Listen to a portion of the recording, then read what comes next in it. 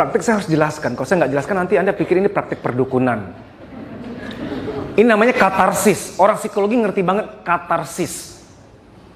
Katarsis itu membuang unek-unek, membuang marah-marah, membuang kecewa-kecewa supaya nggak jadi penyakit di badan. Dan supaya nggak mengganggu kepribadian. Mengapa saya bilang mengganggu kepribadian? Ada orang yang dulu tuh agak kalem gitu ya, belakang suka marah-marah, berarti kayak ada distorsi kepribadian. Karena udah banyak mendem, udah penuh. Atau kebalikannya, dulu penceria.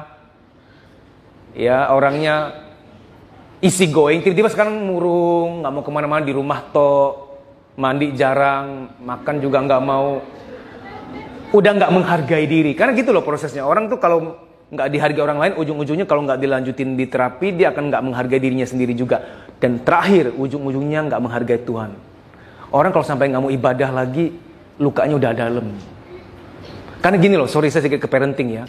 Wahai para orang tua, kamu tuh wakil Tuhan di dunia ini, setuju nggak? Bagaimana anak bisa merasakan Tuhan kalau nggak merasakan Tuhan melalui kamu gitu loh. Jadi orang tua tuh punya amanah besar sekali.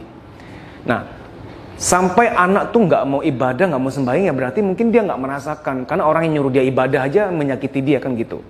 Sorry memang agak ini supaya kita belajar. Nah, kita mau buang unek-unek. Cara buang unek-uneknya tuh agak unik.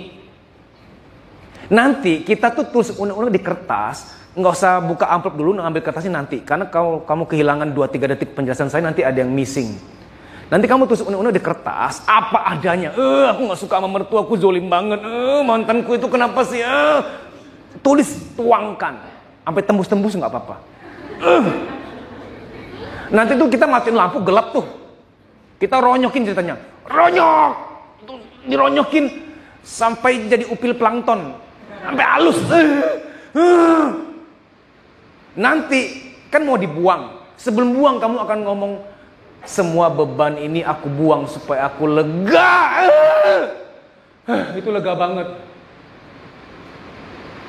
Hujan itu tanda berkah ya, amin. Karena di sini kamu akan dilegakan, disejukkan. Ini bukan praktik perdukunan, ini katarsis. Karena di psikologi itu ada 3 alternatif. Pertama, ada psikolog yang mengajarkan kamu cari pantai, lawan angin, teriak gitu, sambil bayangin wajah mertua, wajah mantan. Kenapa sih kamu? Walaupun ini ilmiah, tetap di kultur kita nggak boleh dilakukan. Nanti kamu tahu-tahu diamankan udah di polsek aja. Ini apa ini orang gitu?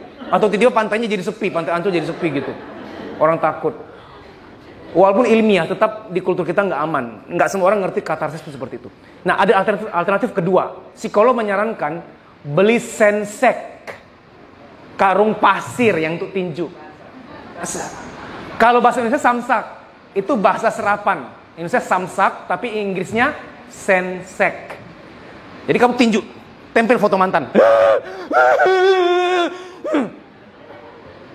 Ini katarsis, menuangkan. Tahu nggak kenapa kita sering sakit? Orang sering sakit di badan tuh karena ada getar-getar di jiwa, nggak disalurkan, akhirnya menggetarkan badan. Ada yang getarnya di perut jadi mah, ada yang getarnya di kepala, rambut rontok, pelupa, insomnia, migrain. Kalau ketombe karena salah sampo ya beda. Jadi sakit-sakit di badan yang kata dokter 80%. Dokter yang ngomong 80% penyakit di badan dari pikiran, dari perasaan. Dokter yang ngomong, silakan cek keluarga kamu ini dokter. Mbak, Mas, bener nggak orang sakit itu 80% dari jiwanya, pikiran sama perasaan? Oh iya, itu psikosomatik namanya. Orang dokter mempelajari. 80% tuh artinya gini. 2018 kalau kamu sakit 10 kali, 8 kalinya itu non medis. Ngerti nggak? Karena stres, karena dengki sama orang, karena marah sama mertua. 10 kali sakit, 8-nya itu non medis. Bukan karena virus, bukan karena gaya hidup, tapi karena salah pikir sama salah rasa. Bukan karena salah makan. Nah, orang yang sakit karena pikiran atau perasaan, bukan dengan obat jodohnya. Jodohnya pakai terapi yang sekarang kita akan unek-unek, kita ronyokin, dilempar. Kenceng-kenceng. Ini gue ngasih contoh aja lega nih, padahal ngasih contoh nih. Nanti waktu ngebuang jangan ngebuang cantik ya. Katarsis itu menggetarkan keluar, mindahin getaran. Makanya atlet renang jiwanya relatif lebih sehat karena dia sambil berenang sambil katarsis. Mertua gue zolim. Sampai orang keluar, apa itu? Bener, kok kamu punya masalah emosi berenang deh. Kan orang gak denger. Yang orang tahu kamu belajar renang. Nolong loh, bener. Makanya ada orang kalau lagi stres tuh jidotin kepala ke tembok kan. Dia lagi nyari getaran sebenarnya. Ada anak-anak yang hiperaktif. Anak hiperaktif salah satunya karena dia ada marah-marah gak keluar, tahu gak? Dia tuh bingung, dia ada marah gak keluar. Beliin aja apa tuh yang treadmill, kelar urusan. Setiap hari 2 jam kamu situ nak ya.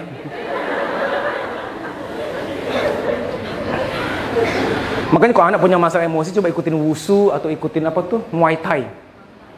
Biar yang dia sakiti gurunya, bukan adiknya.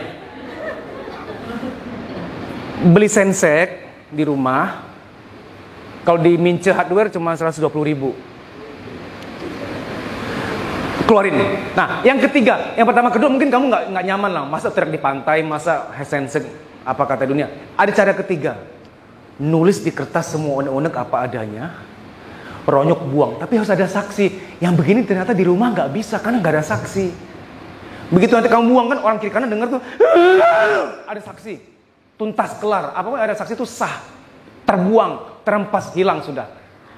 Nah, nanti waktu menulis menulis unek-unek kamu, jangan pakai bahasa sastra atau bahasa normatif lagi ya.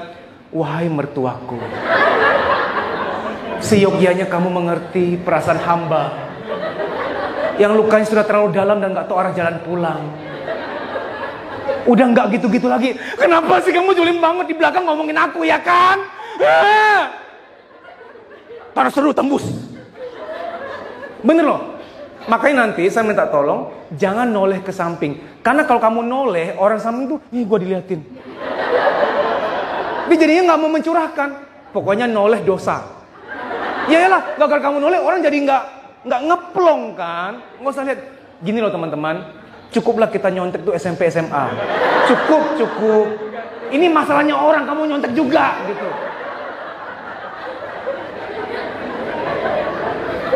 Kamu tuangkan, aku tuh kenapa sih dia gitu, dia mengkhianati aku, temanku tuh kebawa uang arisanku kabur. Tuangkan di situ. Nanti saya minta tolong yang datang sama orang tua atau sama teman, sama kakak adik, pokoknya datang sama keluarga atau teman, nggak boleh samping-sampingan, minimal 3 tetangga. Kenapa? Kalau deket-deketan, mau nulis tentang gua? Iya, gua nyakitin lo, gitu. Nggak apa-apa, tulis.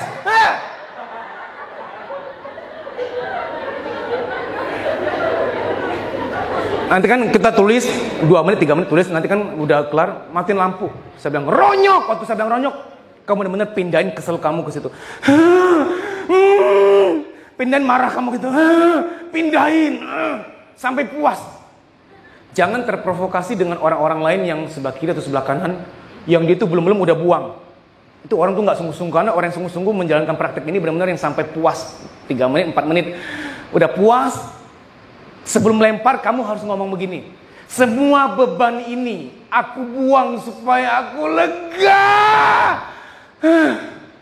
Tolong kalimatnya dihafal. Kalau nggak nyusahin orang di samping. Mas tadi apa ya mas? Gue belum kelar, belum tuntas, jangan ganggu.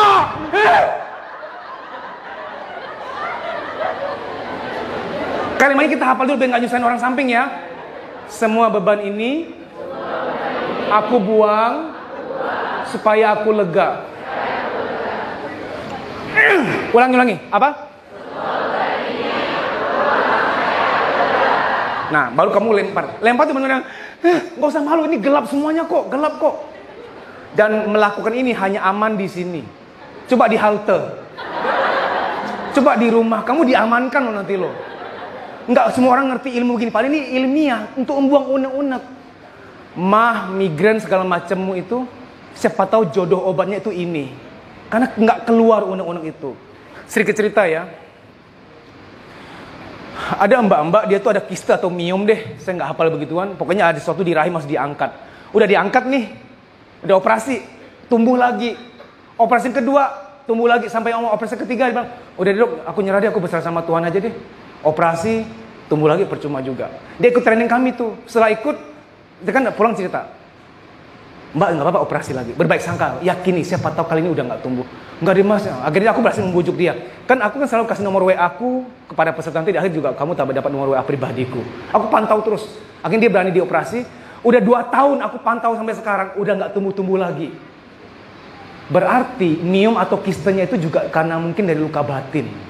Tapi setelah ikut training kan udah buang unek-unek, sampah emosi udah keluar, hormon metabolisme mungkin jadi baik. Saya bukan orang medis tapi dokter aja ngomong 80% penyakit dari pikiran dan perasaan. Emosi negatif yang terpendam tidak hilang. Cuman 2 bentuknya. Dia berubah bentuk jadi sesuatu yang berbeda atau dia pindah tempat. Saya ulangi ya. Emosi negatif yang tersimpan di gudang jiwa kita nggak akan hilang. Cuman 2 penyalurannya. Dia berubah bentuk jadi penyakit atau pindah ke orang lain, nyakitin anak, nyakitin pasangan. Maka dalam konseling pranikah kalau ada lihat ini calonmu sama kamu tuh ada masalah emosi, jangan nikah dulu ya, terapi dulu sampai kelar ya, baru menikah. Nanti masa-masa hamil kalian saling menyakiti, kasihan janin. Jadi luka batinmu kalau nggak jadi penyakit akan tumpah ke orang. Karena aku pernah waktu bikin Instagram tuh gini, sampah emosi kalau nggak dituntaskan akan menyakiti orang lain. Ada yang komen tuh, ibu gua enggak mas, ibuku tuh single parent semenjak aku usia sekian, papaku pergi sama kuntilanak. Ibuku kurang tersakiti apa coba? Tapi enggak, dia sehat-sehat aja. Dia nggak ada penyakit apa-apa gitu. Nah, saya langsung jelasin ke dia, kalau orang ada luka batin cuma 2 memang, kalau nggak jadi penyakit atau dia marahin orang lain, nyakitin orang lain. Gitu loh. Jadi tetap kita jaga. Baik jadi penyakit atau nyakitin orang, kita amin-amin nggak mau. Oke? Nah, sekarang ambil kertas di amplopmu, tulis undang-undang. Tunggu dulu. Papa mama jauh-jauhan, kakak adik sama teman, minimal 3 tetangga. Minta sama tetanggamu, tetangga pinjam kursinya sebentar ya. Anak sama mama nggak boleh samping-sampingan. Tolong.